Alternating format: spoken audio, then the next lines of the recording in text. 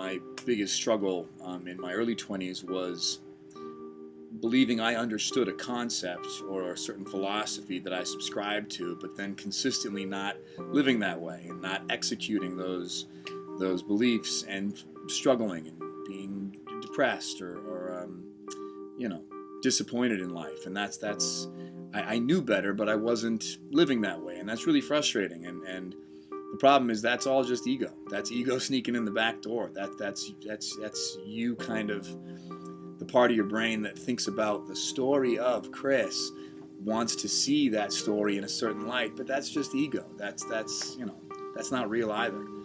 So for me, it's a matter of being perfectly okay, exactly where I am, and practicing. It's like if I was going to try and pick up a sport, I'm not going to be amazing tomorrow. Today, I just have to dribble. Just got to dribble the ball. And if the ball gets away from me today, it's okay. Get it back and just dribble again. Even if it takes all of my focus and energy just to dribble this ball, maybe tomorrow it won't. And it won't be as consuming. But it's okay to be where I am. I don't have to wake up tomorrow and be a pro. And I think that mentality has gone a long way for me in terms of just surrendering to the moment, surrendering to where I am, and surrendering even to my failures. Your failures are okay too.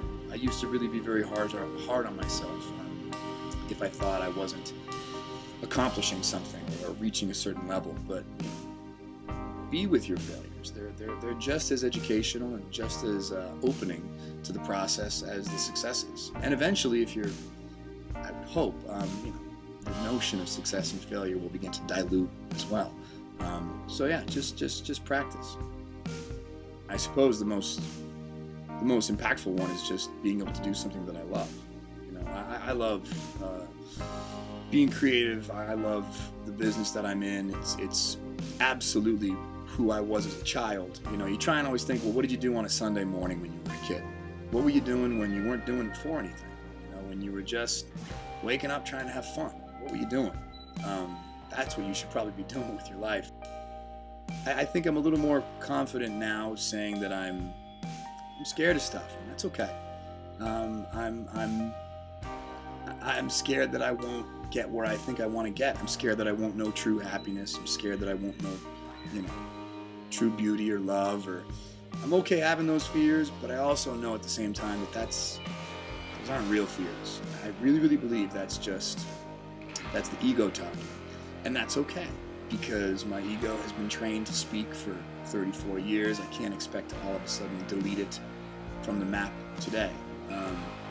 All I got to do is when those fears come up, recognize that those are ego-based fears. I'm totally okay with those things popping up on the radar because they're gonna, and that's okay too. So I guess I have plenty of fears, but I don't think any of them are real. So for me, the most effective tool I've adopted is just trying to stay present. When you're in the moment,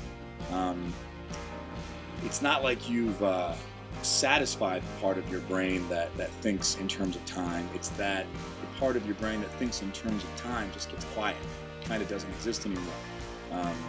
So a lot of my old hurdles have kind of become far more manageable by just staying present. All you really have in life, I think, is just now, a series of nows. And I think when you can kind of surrender to that, you can't lose. So for me, getting through the struggles that are associated with day-to-day life, it's just be present.